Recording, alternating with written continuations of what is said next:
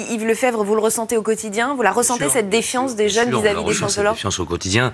On ne peut pas comparer 1981 et 2018. C'est impossible. Pourquoi? Parce qu'on a une malheureuse évolution générationnelle. Et effectivement, les jeunes des quartiers, aujourd'hui, alors moi j'aime pas non plus trop le terme des jeunes des quartiers, je trouve qu'on stigmatise un peu. Mais qu'est-ce qu'il faut dire? Je dirais une partie, voire même peut-être la jeunesse française dans sa globalité, parce qu'il arrive qu'on ait aussi des incidents dans d'autres zones que des zones qui sont malheureusement devenues des zones de non-droit. Pourquoi? Parce que oui, voilà, si on veut. Mais pourquoi? Parce qu'effectivement, ils connaissent la police, ils connaissent le malaise de la police, ils connaissent la fatigue de la police, ils connaissent les carences en termes de formation de la police. Ils savent que ces policiers n'en peuvent plus, sont au bout du rouleau. Donc, partant de là, si vous voulez, on a eu un changement avec des gens qui avaient encore quelques repères et qui aujourd'hui n'en ont absolument plus, puisqu'ils sont nés dans ce milieu. Ils ont grandi avec ces codes et aujourd'hui, ils les mettent en application. Regardez hier soir, quand même. Moi, je considère qu'il y a légitime défense depuis hier au soir. Mais c'est l'enquête qui le dira. C'est l'enquête qui le dira. Après, c'est ma position de syndicaliste. Bien sûr. Maintenant, moi, j'ai les éléments de par moi, et voilà, c'est ma position, elle est dite. Maintenant, hier au soir, en quelques instants, quand même, le quartier s'embrase. Le quartier s'embrase. Et on n'est pas sur un quartier immense. Ça s'embrase, on a des jets de cocktails Molotov, et on monte crescendo en puissance avec un supermarché embrasé, une mairie prise d'assaut.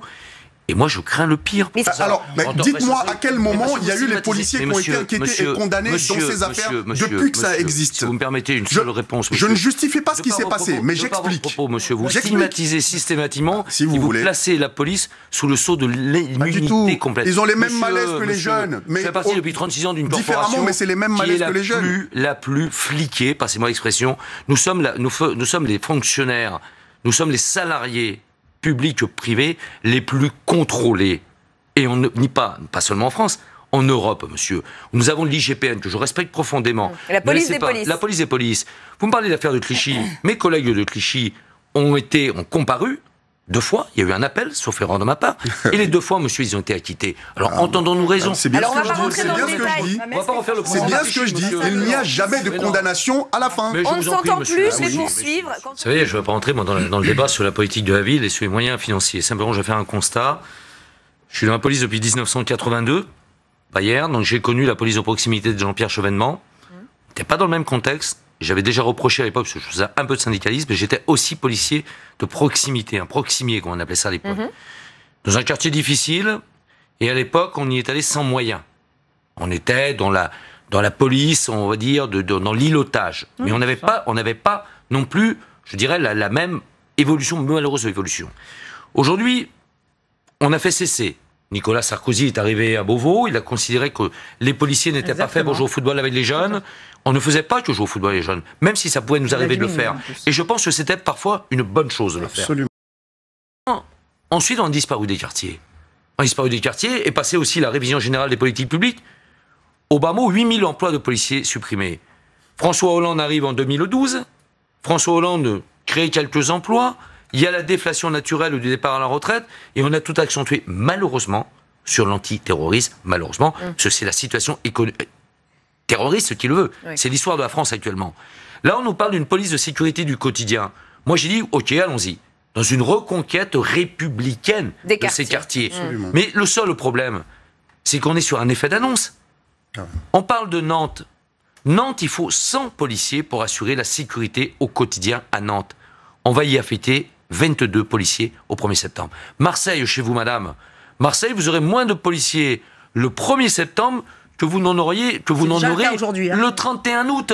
Pourquoi? Parce qu'à travers le jeu des mutations, vous avez plus de départs qu'arrivées. Lyon, Lille, partout.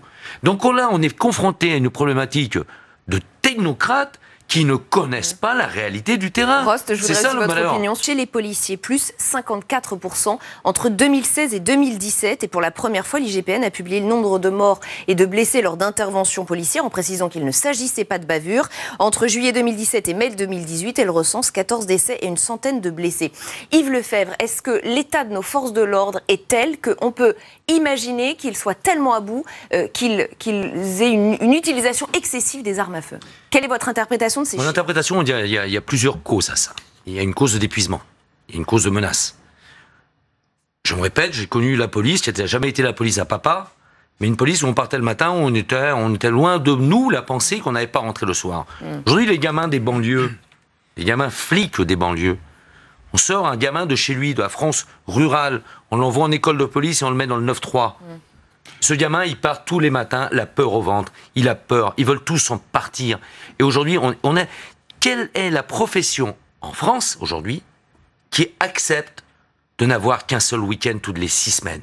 Quelle est la profession en France qui n'accepte de n'avoir que 8 jours de congé entre le 15 juin et le 15 septembre? Ce sont les gardiens de la paix. Ce sont les seuls aujourd'hui. Alors ces policiers n'en peuvent plus. Pourquoi? Parce que vous le faisiez fort justement remarqué. Elle est où la frontière aujourd'hui entre le terreau et le droit commun?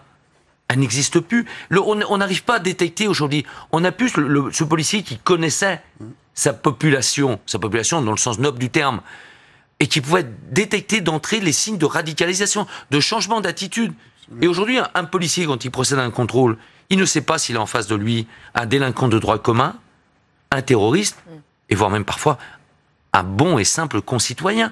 Donc c'est tout ça, c'est le malaise. Mais là encore, comme pour le rapport Borloo, moi ça fait 5 ans que je me bats pour essayer de faire bouger les lignes, de concilier vie professionnelle et vie familiale. Un bon flic ne pourra être un bon flic que s'il est réellement bien dans sa tête. Et aujourd'hui, on n'en peut plus. C'est pas normal. On a une pression hiérarchique absolue. On a un corps aujourd'hui qui ne sert plus à rien dans le pays national. C'est le corps des officiers de police.